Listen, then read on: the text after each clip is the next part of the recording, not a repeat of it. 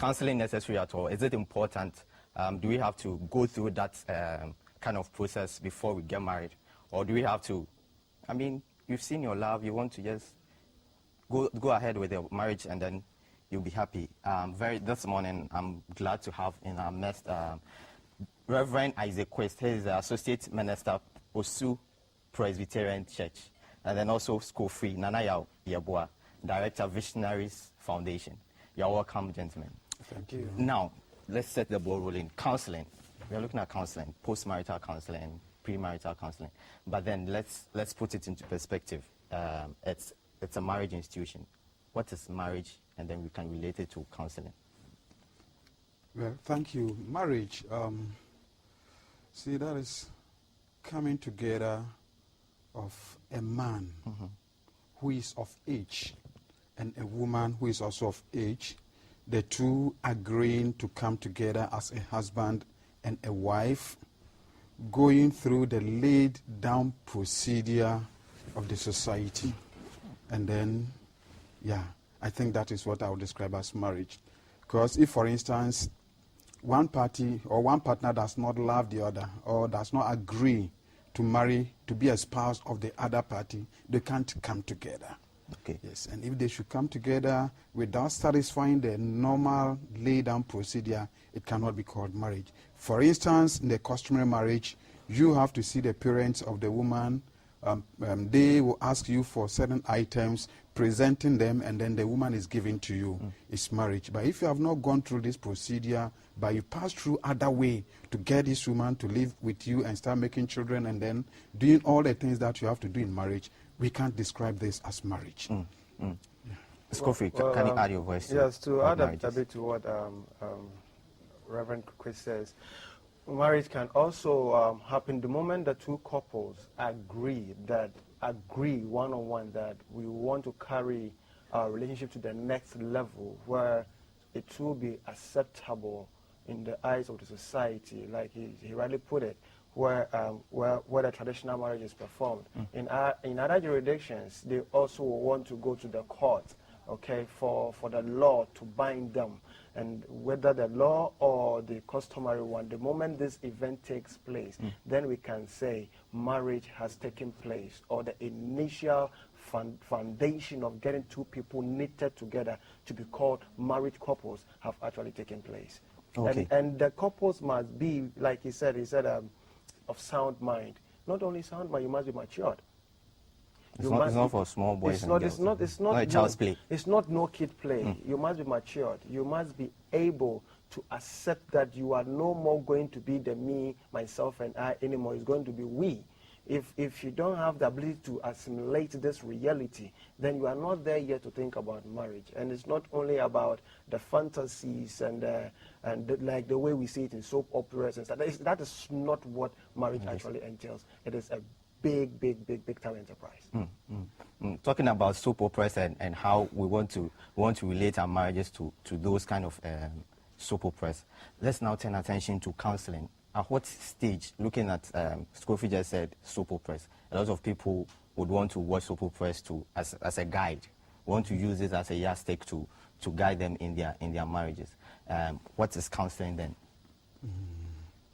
Counseling, generally, I would say, is where a client and a counselor come together, explore in order to be able to get to a solution to a challenge. Okay. So if there is an enterprise or there is something that has to be done, a counselor meets a client and the two discuss the very subject that is prevailing so that they have solution.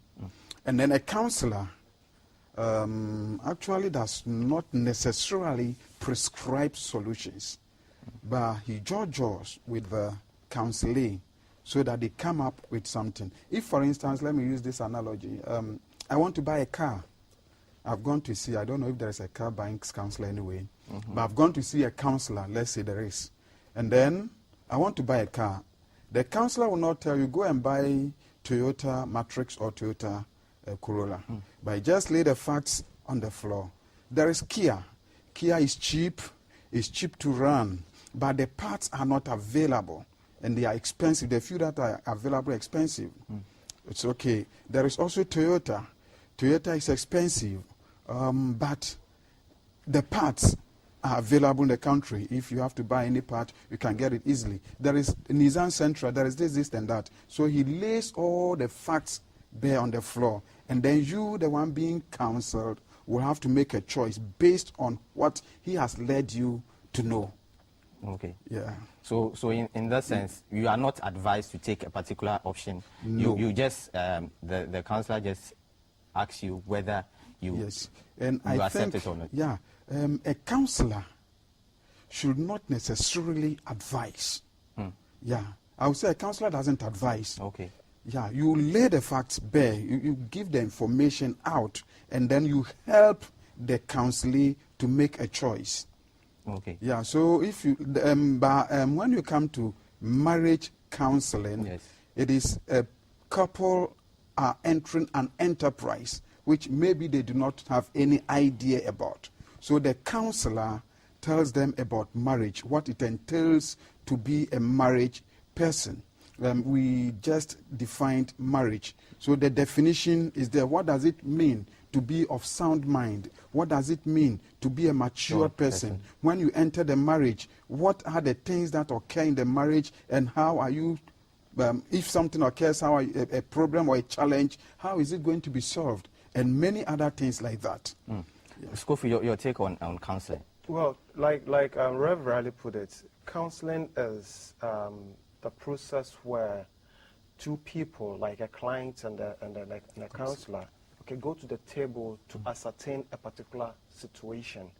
An ideal circumstance, and which is more advised, is that the counselor is the pathfinder, leading the person to a desired solution.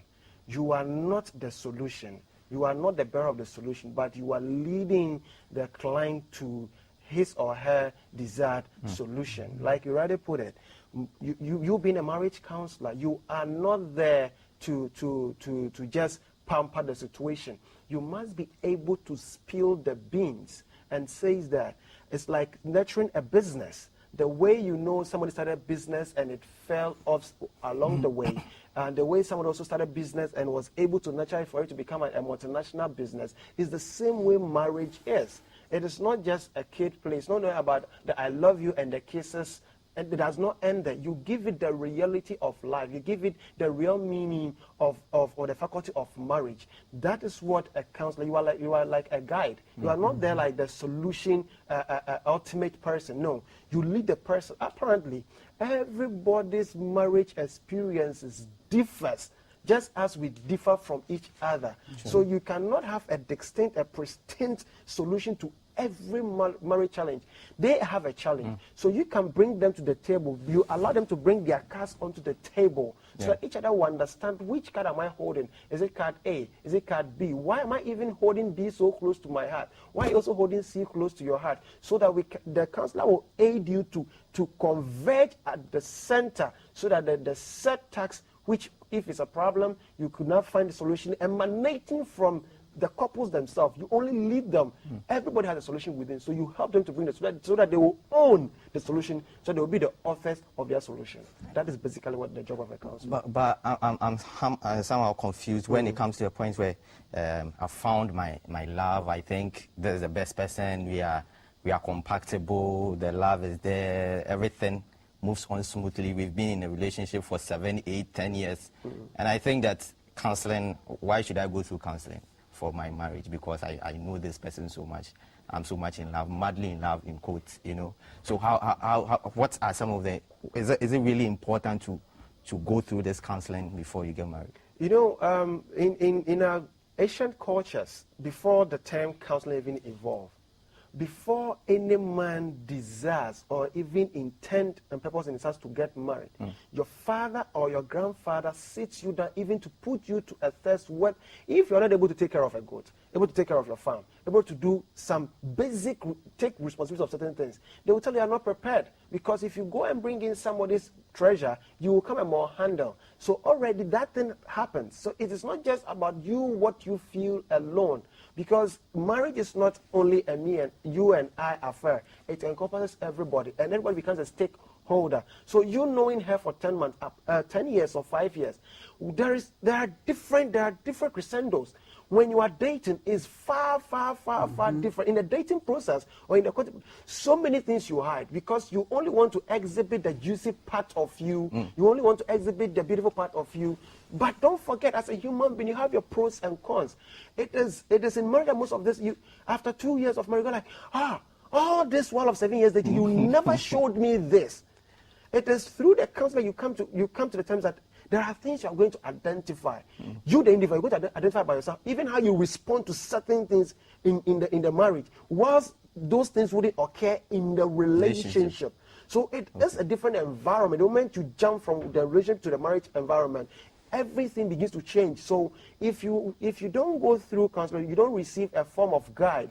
When they begin to pop up, you are then quick to say that I'm backing out. It is no more as juicy and as beautiful as I expected. That is why a counselor or a guide will tell you, these are the realities of life.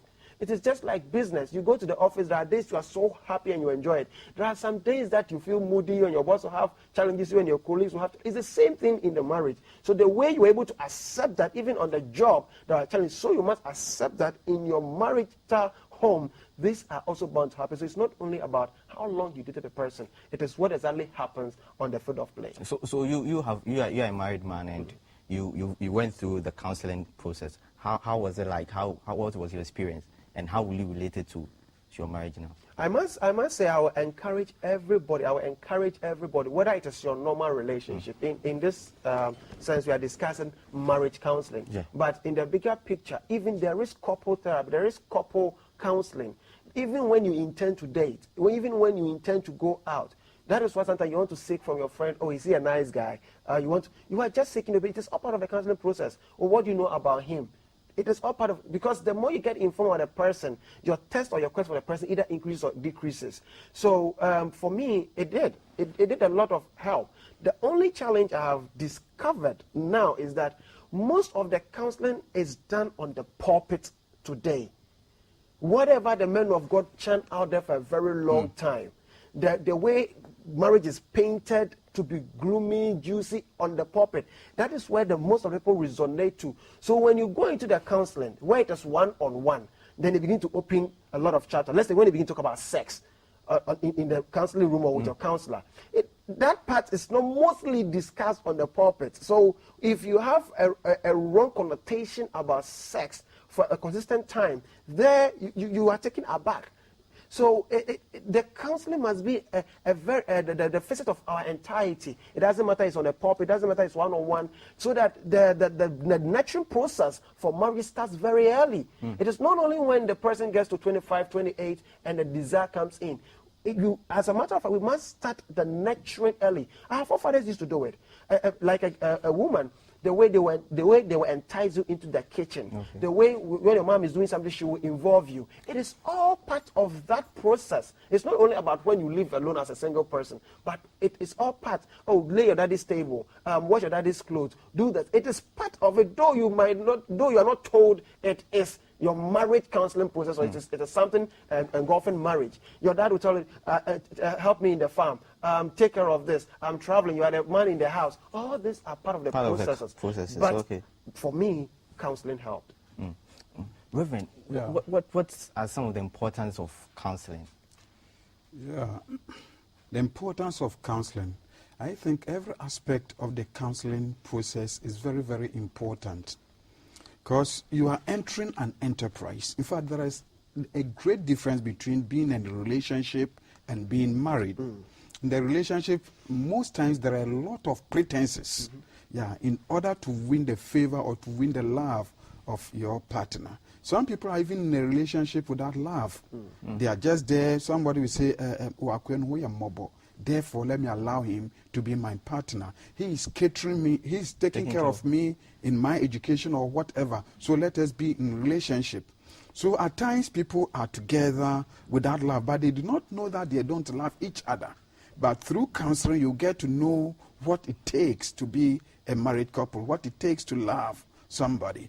So at that particular point where they seem to be going out because you find pity on the other person, at what point does the counselor has any point to tell them to end that relationship? Or a counselor, from the definition and the discussion held so far, a counselor wouldn't necessarily tell a couple to break up. No. But as we lay the cards on the table and we discuss, you will get to know. Let me chip in this. I had a counseling session somewhere, someday, and then as the counseling was going on, the lady decided to end. She was no more interested in the marriage because the guy had earlier on told her he had only one child. And through counseling, it came up that he has more than one. Yeah. Then lady got to know that for the